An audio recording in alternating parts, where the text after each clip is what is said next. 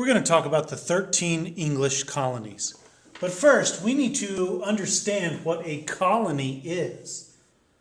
The definition of a colony is a region or an area under political control of another country and occupied by settlers of that country. So when England found the East Coast and started making colonies there, these colonies were under the control of England's government, which is the king and the parliament. And then they were also occupied. People lived there that were from that country. So I realize that makes sense, but I don't want you thinking that these colonies were other countries. These are the English colonies.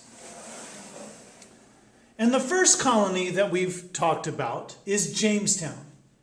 Remember, this is the first permanent English settlement established in 1607. And Jamestown really gained success by growing tobacco. Plymouth is the second colony that we've discussed. And the story of Plymouth goes, the Mayflower landed at Plymouth in the Massachusetts Bay with English settlers aboard. They created at Plymouth the first form of self-government in the colonies. And that form of self-government was called the Mayflower Compact. And they did that in 1620. The men signed this document and agreed to make decisions and laws together, which is a majority rule way of doing things, which is how we still do things today in our government. So let's talk specifically about the three different regions of those colonies, because in actuality, each region is very different from the one before. And so we're going to give a brief overview of each of those different colonies. The first one is the New England colonies. The physical characteristics of the New England colonies is it is very cold there. They have long winters, and so that means their growing season is very short. And not only that, but they also have very poor soil. So their physical characteristics greatly influence their economic factors. And the biggest one is the raw materials, such as the trees and the fish and things. And so the logging is a big business there, and so is fishing. And because of the abundance of trees and the logging industry, shipbuilding is also a very big economic factor. That's how they make a lot of their money, with those three things. The political factors of the New England colonies. Religious groups established the first self-governments in the colonies. Not only was Plymouth in the New England colonies, but the other colonies that were set up after Plymouth used that as kind of an outline and a basis for setting up their own self-government. And they used things called town meetings to make their decisions. This is when they used that majority rule idea in those town meetings.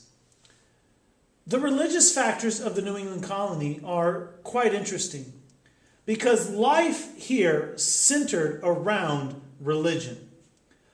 There was not much tolerance for other religious groups. The Puritans and the Pilgrims dominated this area, and they did not tolerate many other religions. I think the story goes, I think Rhode Island was created because they kicked some guy out of their colony and he made his own colony. Because he wasn't meeting their religious criteria. The population density in New England was high because people lived close together in small towns and villages. Let's talk about the middle colonies. The middle colonies are also very interesting because of their physical characteristics. They have rich soil. But they also have deep rivers. And those deep rivers make for good natural ports, which is ideal for trade. And these physical characteristics also influence their economic factors. They have large farms here. The middle colonies are known as the breadbasket of the colonies because of the wheat and grain production here. They also have logging, fishing, and shipbuilding, but it is not as influential as in New England. The largest cities in the colonies are in the middle colonies, and those are Philadelphia in Pennsylvania and New York City in New York. At one time, Philadelphia, well, for a long time, Philadelphia was the largest city in the colonies. The religious factors of the middle colonies, they are more tolerant of religions than the New England colonies. The Quakers in Pennsylvania really started this tolerance idea. And William Penn is the leader of the Quakers colony. Notice how Pennsylvania is based on his name. William Penn, Pennsylvania. And our last colonies, group of colonies, are the southern colonies. And like the rest, the physical characteristics influence the economic factors as well. The southern colonies have very rich soil and a great warm climate, which makes plantations an ideal way to make money. You see, these two physical factors, these two physical characteristics, really create the perfect situation to be able to grow cash crops like tobacco and cotton. Religious factors here are very interesting and very different than the other two. They have very diverse religions. Catholics is the most popular in Maryland, and they're diverse and they're very tolerant because people came here to make money. That's the reason they're here, is to make money, not for religious freedom. So there were still members of the Church of England that in the New England colonies and the middle colonies, they detested those people. They did not like the people who were still a part of the Church of England because remember, they were trying to purify and separate from that church.